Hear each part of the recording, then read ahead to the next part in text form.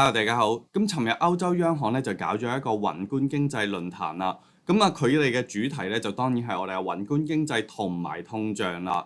咁呢一個論壇咧就一年一度舉行啊，每次都有唔同嘅主題噶。咁佢咧就會邀請唔同地方嘅行長出席噶。咁包括我最愛嘅美國人 J. Powell 啦，同埋我哋日本央行啦、歐洲央行同埋英倫銀行嘅行長會出席噶。而呢一個記者咧就係 CNBC 嘅一個記者嚟㗎。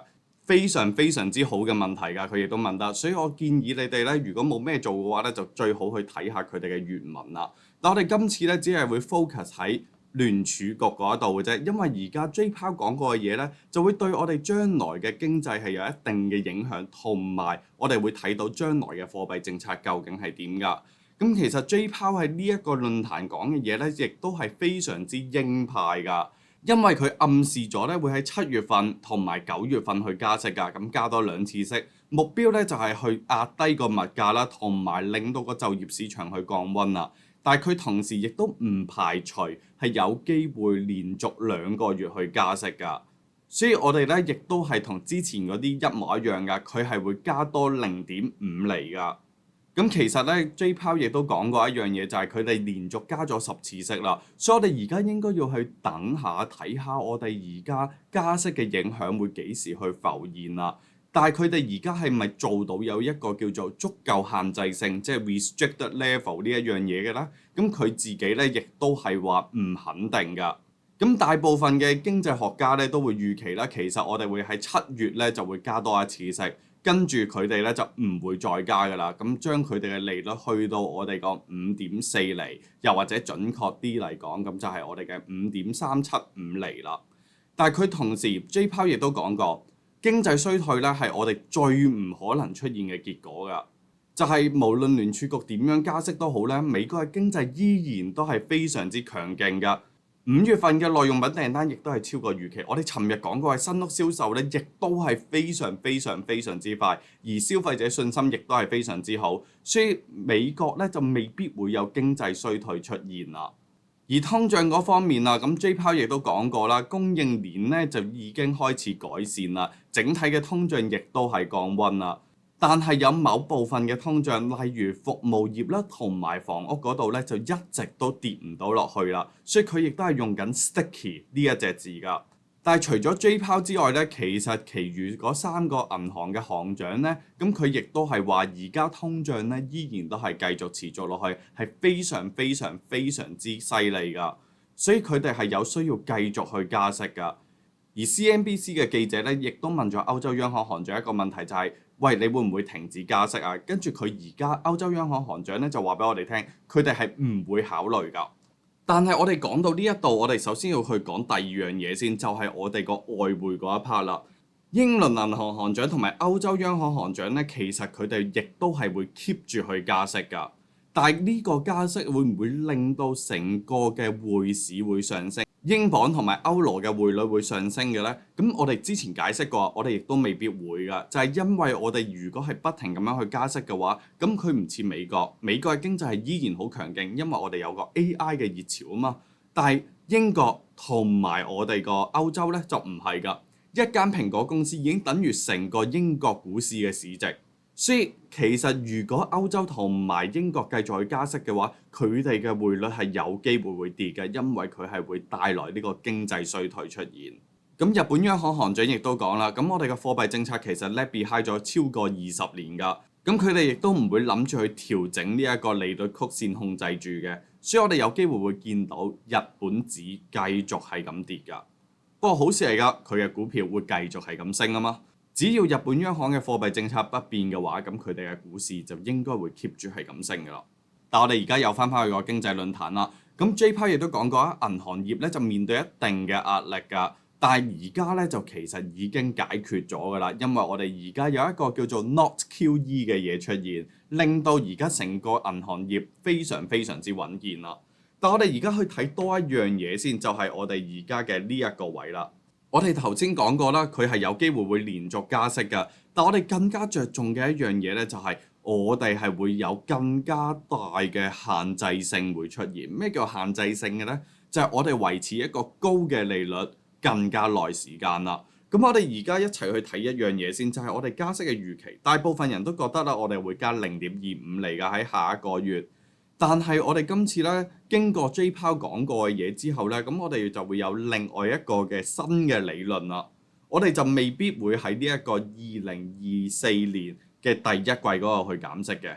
但係而家個市場預期咧，其實我哋係有機會喺我哋個第一季嗰度咧就會減0.25厘㗎啦。但係經過 J. Powell 講嘅嘢 more restrictive，即係代表更加大嘅限制性，更加緊縮。咁即係代表一樣嘢，我哋係有機會，我哋喺下年嘅9月，即係我哋下年嘅最尾嗰一季咧，咁我哋先至會減息。而每一次減息咧，係會減息0.25厘㗎。但係我哋而家亦都會知道另外一樣嘢啦，就係其實我哋而家經濟衰退咧，喺今年出現咧就頗為細機會啦。我哋而家經濟衰退咧就 delay 咗啦，即係我哋遲啲先嚟，但係唔會唔嚟㗎。咁我哋而家咧就會見到，如果我哋減息嗰一下咧，就即係代表係我哋經濟衰退出現。我哋已經係唔會再預今年係有經濟衰退出現㗎啦，因為我哋就業市場非常之好啊。我哋仲未出現到一個大規模嘅破產，影響到非常非常之多嘅人啦。我哋暫時亦都未見到，我哋亦都未見到一個結構性嘅失業，即係代表我哋成間公司冇咗，而唔係我哋炒一部分嘅人。我哋亦都係未見到㗎。而家美國咧就係一個經濟嘅奇蹟嚟㗎，因為 AI 嘅熱潮令到我哋成個經濟好似冇晒問題咁樣，但係問題係我哋係咪真係冇問題呢？亦都唔係㗎，而 AI 亦都係會取代部分嘅人㗎，所以到佢哋失業嗰陣時，會唔會有一定嘅影響嘅呢？咁我哋到時咧就會再研究㗎啦。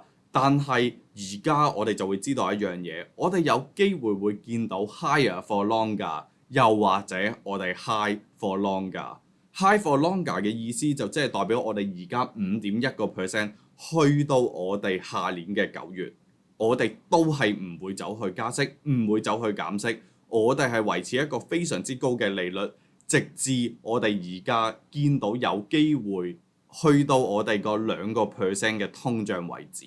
因為 J. Powell 亦都講過，佢根本係見唔到有可能呢一個核心通脹喺2025年之前跌去2% 㗎，所以我哋而家有3種嘅情況。咁我哋第一種情況就當然啦，符合我哋市場預期啦。第二種情況咧就係符合聯儲局嘅預期，即係我哋會加到去5.625厘，hold 到去年尾，跟住下一年減息。而第三種情況就係我哋而家5.1%hold 到去我哋下年嘅9月，跟住我哋2次嘅會議就會去減息。如果係第三種嘅情況嘅話咧，咁就會非常非常之痛苦㗎啦。但係有一個好消息係啲乜嘢呢？如果你覺得 J. Powell 講嘅嘢係非常之鷹派，呢一樣嘢係啱嘅。佢講嘅嘢係非常之鷹派，佢直頭同你講，我哋係會繼續去加息嘅添。我哋唔止係有機會隔一次會議去加息，我哋有機會連續2次嘅會議去加息，我哋亦都有機會喺9月份去調整我哋嘅經濟預測。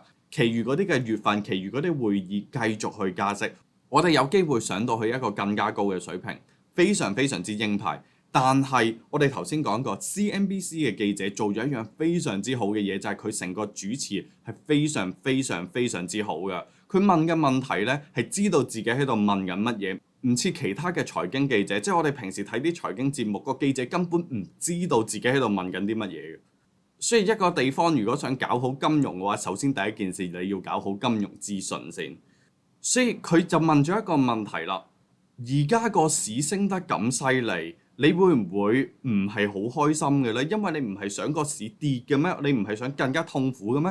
而 J. Powell 講過一樣嘢咧，就令到我哋而家成個股票市場，你要記住我哋講緊股票市場去脫節啦。就係 J. Powell 話佢係唔會睇任何一個嘅指標嘅。